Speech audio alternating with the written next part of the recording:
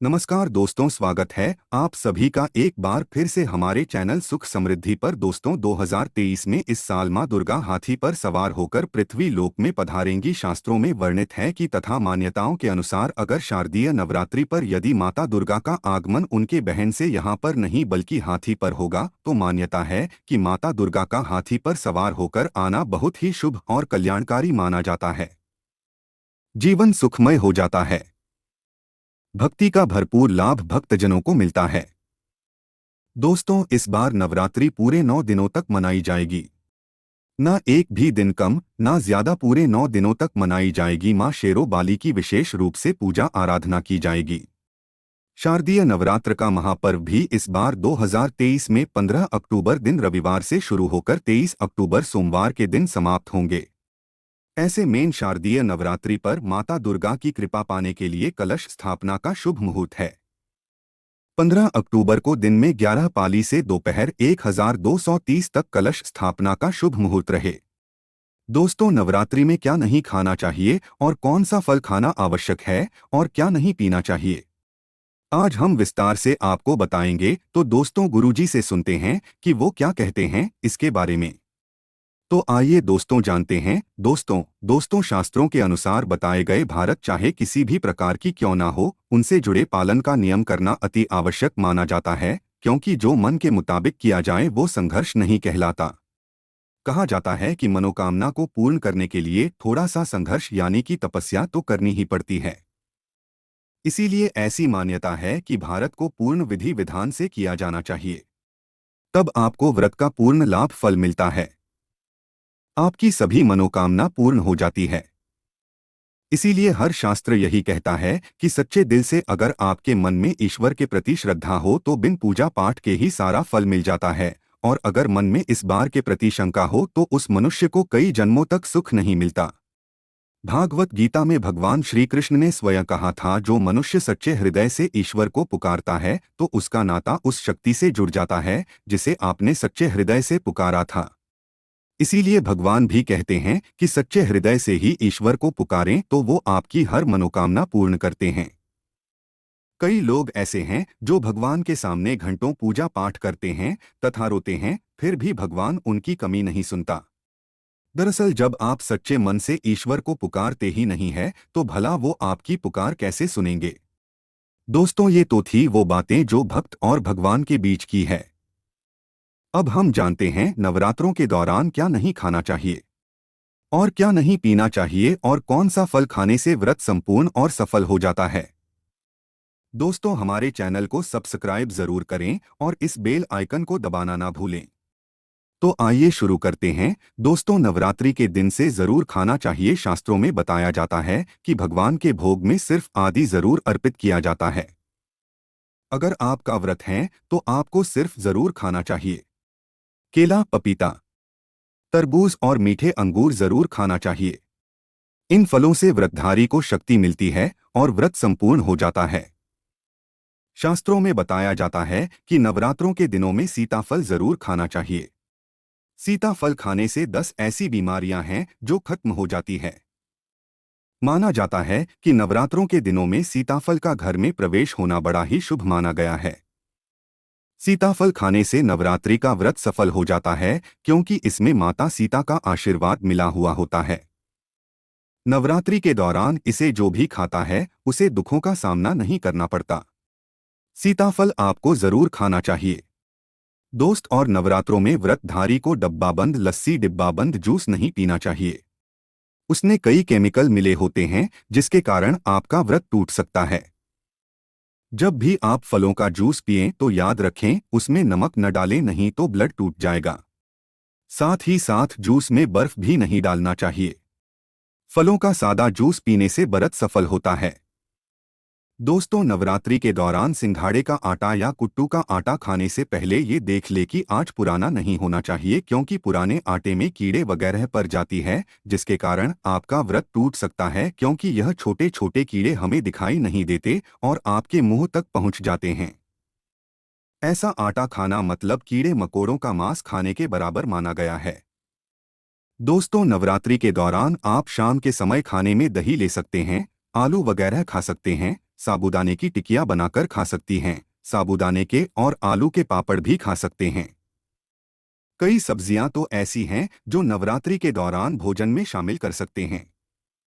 इससे आपको एनर्जी मिलेगी और भारत सफल हो जाएगा। नवरात्रि के दौरान आप दूध पी सकते हैं जो आपको ताकत देगा। चाहे वगैरह भी पी सकते हैं, लेकिन याद रहे उसमें नमक न डालें।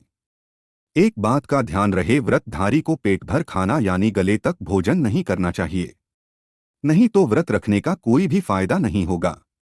थोड़ा थोड़ा खा सकती है। दोस्तों, नवरात्रि के 9 दिन आदि शक्ति माँ दुर्गा को समर्पित होते हैं। नवरात्रि के 9 दिन माता रानी के 9 अलग अलग स्वरूपों का पूजन किया जाता है। नवरात्रि के 9 दिनों में माता रानी को अलग अलग स्वरूप के हिसाब से अलग अलग पुष्प, अलग अलग भोग अर्पित किए जाते हैं। लेकिन क्या आप जानते हैं, कुछ ऐसी वस्तु है जिन्हें नवरात्रि के दौरान भूलकर भी माता रानी को अर्पित नहीं करना चाहिए। अगर इन वस्तुओं को आप गलती से भी माता रानी को अर्पित कर देते हैं तो आपको व्रत और पूजन का पूर्ण लाभ नहीं होगा। इसीलिए माता रानी की कृपा प्राप्त करने के लिए आपको यह जानना अति आवश्यक है कि वो कौन सी ऐसी वस्तु है जो माता रानी के पूजन में भूलकर भी इस्तेमाल नहीं करना चाहिए। तो आइए माँ का जयकारा लगाते हुए वीडियो को शुरू करते हैं। दोस्तों, नंबर 1, नवरात्रि के दौरान शादीशुदा महिलाओं को सफेद कपड़े पहनकर पूजा पाठ नहीं करना चाहिए, साथ ही साथ काले कपड़े भी नहीं पहनना चाहिए। इससे पूजा, व्रत आदि खंडित हो जाती है। माता की चौकी जब आप लगाए तो उसके नीचे कागज नहीं लगाना चाहिए। माता की चौकी हमेशा लाल कपड़ा बिछाकर ही बनाना चाहिए। हमेशा याद रहे, नवरात्रों के इन 9 दिनों तक व्रतधारी को अपना आसन मां की चौकी के आगे ही लगाना चाहिए और वहीं पर आपको सोना चाहिए। मंदिर को नवरात्रों के दौरान अकेला नहीं छोड़ा जाता, बहुत ही अशुभ माना जाता है। इससे दुर्गा माता नाराज हो जाती है और हमेशा के लिए चली जाती है। दोस्तों, नंबर 2, नारियल। हिंदू धर्म में नारियल को समृद्धि, धन, श्रद्धा और सम्मान का सूचक माना जाता है। नारियल को श्रीफल भी कहा जाता है। नारियल को सुख समृद्धि में वृद्धि करने वाला माना जाता है। नारियल का हर मांगलिक कार्य में विशेष महत्व होता है। जैसे कि आप सभी जानते हैं कि माता रानी के कई मंदिरों में नारियल से बलि भी दी जाती है और माता रानी के पूजन में नारियल का इस्तेमाल हम सभी करते हैं। खासकर कलश की स्थापना नारियल रखकर ही की जाती है। माता रानी के पूजन में हम नारियल इस्तेमाल करते समय कुछ गलतियां कर बैठती है। दोस्तों, नारियल कई प्रकार के होते हैं। एक हरा, दूसरा सूखा जिसके अंदर पानी होता है, जिन्स नारियल के अंदर पानी होता है। माता रानी के पूजन में सदैव पानी वाला और जटा वाला नारियल ही इस्तेमाल करें। नारियल का पूर्ण होना चाहिए। नारियल चटका हुआ या टूटा हुआ नहीं होना चाहिए, क्योंकि साबुत नारियल ही पूर्ण और पवित्रता का प्रतीक होता है। साबुत नारियल ही सुख समृद्धि का प्रतीक होता है। साबुत नारियल को ही श्रीफल यानी कि मां लक्ष्मी का फल कहा जाता है।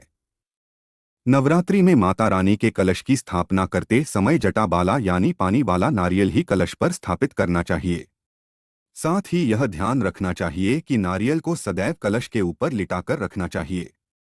घट स्थापना करते समय कभी भी नारियल को खड़ा करके नहीं रखा जाता। नारियल को सदैव लेटाकर कलश के ऊपर रखा जाता है।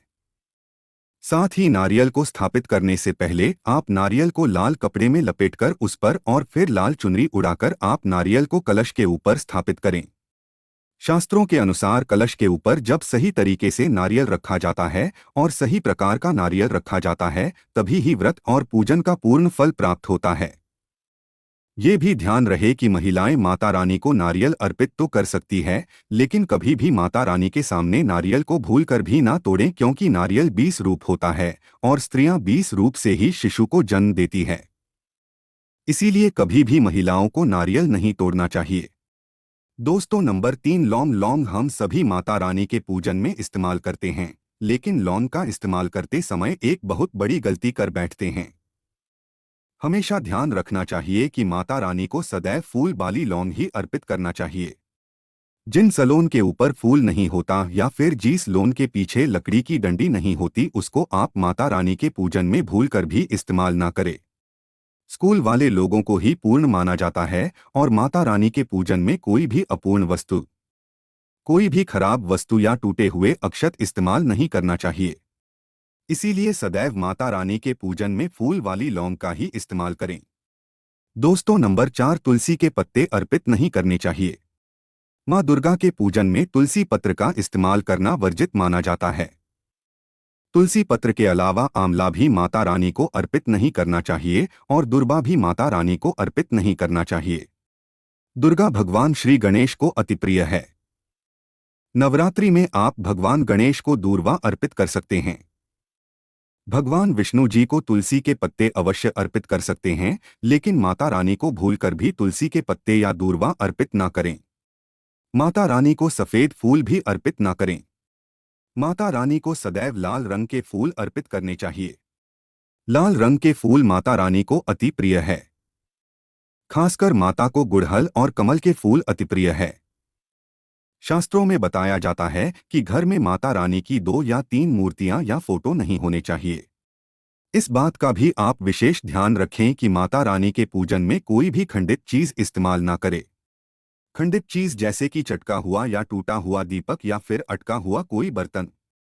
साथ ही यह भी ध्यान रहे कि लोहे के और प्लास्टिक के बर्तन आप माता रानी के पूजन में इस्तेमाल ना करें, क्योंकि प्लास्टिक के चाइनीज बर्तन हड्डियों के पाउडर से मिलकर बनते हैं। ऐसा ना करें। ऐसे बर्तनों को माता रानी के पूजन से सदैव दूर रखें। माता रानी को जो पुष्प अर्पित कर रही है उन्हें सुनेंगे नहीं। सुनेंगे हुए फूल या गिरे हुए फूल या फिर मुरझाए हुए फूल माता को अर्पित न करें। दोस्तों, कमेंट बॉक्स में लिखें जय माता दी। जानकारी पसंद आए तो एक लाइक तो बनता है। धन्यवाद।